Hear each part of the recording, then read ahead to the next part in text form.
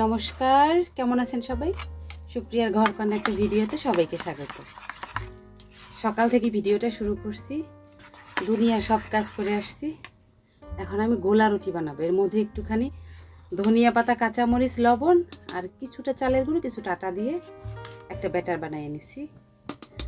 ওই মা তো এক নাগাড়ি কোনো খাবার খেতে ভালোবাসে না, আর মিষ্টিটা এখন কম খায়। কোনো একসময় খুব বেশি মিষ্টি খাইতো, তার জন্য এই ঘুরিয়ে ফিরিয়ে এটা সেটা দিতে থাকি। এত না মাথায় আসে না এটা। যাই হোক, চলুন এখান থেকে ভিডিওটা শুরু করি। মাকে গোলা রুটি দিছি আর এখন আমিও বসছি খেতে। মা তো এমনিতেই খাচ্ছে, আমি একটু সস দিয়ে দিয়ে খাচ্ছি। হাজারো গল্পই সময়। রত্নাদি কালকে ফোন দিয়ে বললো কি যে ওনার ডালের বড়ি লাগবে একটু, তাই আমি আবার একটুখানি কালকে রাতেই ডাল ভিজিয়ে রাখছিলাম, সকালে এটা ব্লেন্ড করে কয়েকটা ডালের বড়ি দিয়ে দিচ্ছি। আর এখানে দেখেন হেলেঞ্চো শাক ভইরা গেছে। আজকে 4টা থালার মাঝে দিছি, স্টিলের থালাতেই দিছি।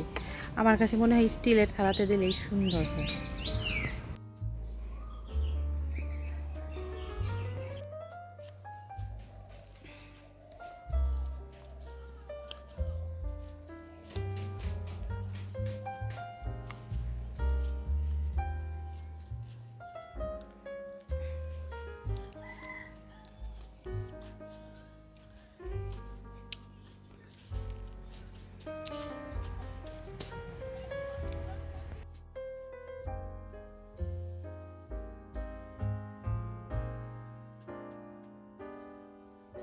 কাজ এলোমেলো হয়ে আছে। আমি একটু বসছিলাম মেশিনে, আমার জামাটা সেলাই হয়ে গেছে, 2টা হয়েছে, আর 2টা কবে করবো জানি না। আমি ছাড়ে আসছে, বললো যে একটু চা খাবে, তাই আমি একটু চা বসেছি। সে আসার পরে তাকে একটা বেসন দিয়ে অমলেট করে দিয়েছিলাম। আমি এর মাথা খেলাম গোলা রুটি। আর আমি কালকে একটু রান্না করে রাখছিলাম, এখন শুধু একটু ভাত রান্না করব, আর অন্য অন্য কাজ আছে সেগুলোকে আমি করব। সাথে আর ডেলিভারি ম্যানদের সাথে একটা চরমতম শত্রুতার ব্যাপার আছে। ওরা এমন টাইমে আসে ডেলিভারি দিতে, হয় আমি রান্না করি নইলে খাচ্ছি, কি বলবো। এখন আসছে, একেবারে খেতে বসছি, সেটা রেখে আমি আসলাম। আমি বলছিলাম যে আমার স্ট্রবেরি গাছে ফুল আসছে, এটা কোনো আলাদা কোনো পরিচর্যা আছে কিনা একটু জানাই। কেউ তো জানাইল না। এখন কিন্তু সুন্দর স্ট্রবেরি হয়েছে। এরপরে কিছু করতে হবে কি না একটু জানাবেন প্লিজ, যদি কারো বাড়িতে থাকে। এই হচ্ছে স্ট্রবেরি হয়েছে এরকমভাবে। আর কিছু করা লাগবে কিনা একটু প্লিজ বলবেন। আর এই ফুলগুলো দেখেন কি অবস্থা, এত ভালো লাগে এই জায়গাটা। এখনও কিন্তু আমার কাটা মুকুটে খুব সুন্দর ফুল। এই মুহূর্তে বাড়িতে অনেক গেস্ট আসছে, মায়ের সাথে দেখা করতে আসছে কয়েকজন। তারা আমাদের কাছের আত্মীয়ই বলা যায়। মা তো কোথাও যেতে পারে না, তাই সবাই মার সাথেই দেখা করতে আসে। দুপুরের দিকে যে পার্সেলটা রিসিভ করছি, জানেন তখন থেকে মনটা ছটফট করতেছে যে কি অর্ডার দিলাম আর কি আসলো। এই তো গেস্টদের চা নাস্তা সব দিয়ে এখন আমি আসছি মায়ের রুমে আমার পার্সেলটা ওপেন করতে। 2টা ড্রেস অর্ডার করছি, এইবার একটু অন্যরকম কালারের। আমি তো সবসময় বানাই, একটু রেডিমেডও নিয়ে আসতে হয় মাঝে মাঝে, তাহলে সব কিছুর একটা অভ্যাস থাকে। প্লিজ পিছনের সাইডটা দেখে কিছু মনে করবেন না। বিকেলের দিকে না অনেক কাপড় চোপড় ধুইছি, তার মধ্যে এই বেডশিটটা পুরো শুকাইয়া পারে নাই, তো এখানে আমি মেলে দিছি।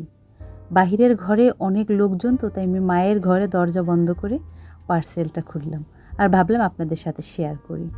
বেসিক্যালি আমি অত বেশি রেডিমেড জামাটা পছন্দ করি না। দেখা যায় আমার লংয়ে হয় না, নতুবা ওড়না ছোটো হয়ে যায়, নতুবা সালোয়ার ছোটো হয়ে যায়।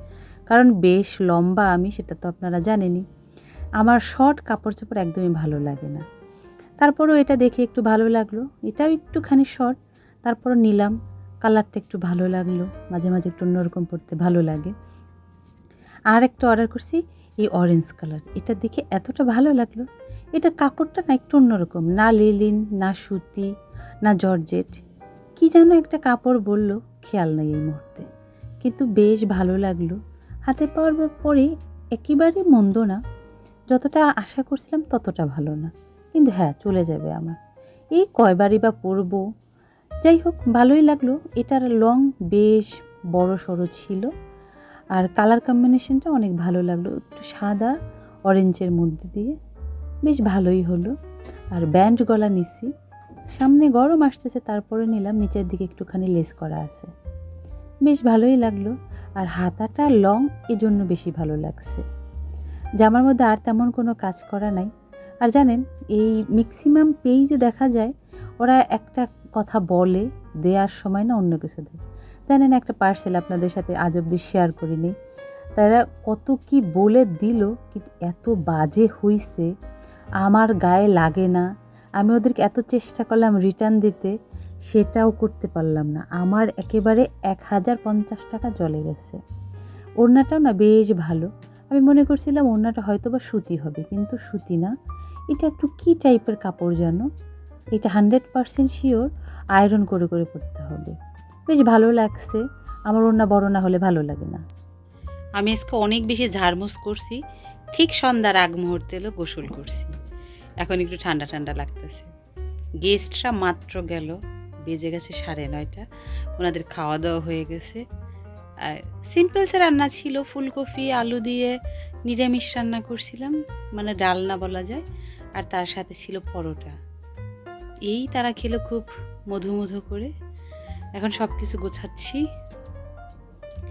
গেস্ট আসলে অনেক ভাল লাগে, বাট এরপরের কাজগুলো করতে করতে না এনার্জি একেবারে লো হয়ে যায়। কি আর করা, এভাবেই চলতে হয়। যাই হোক, চলুন তাহলে ভিডিওটা আজকের মধ্যে এখানেই শেষ করছি। যদি ভালো লেগে থাকে তাহলে অবশ্যই একটা লাইক করে দেবেন, আর ভিডিও সম্পর্কে কিছু জানার থাকলে অবশ্যই কমেন্ট করে জানাবেন। সবাই সুস্থ থাকবেন, ভালো থাকবেন, সাবধানে থাকবেন। দেখা হবে পরবর্তী আরও একটা ভিডিওতে, ততক্ষণের জন্য সবাই ভালো থাকবেন।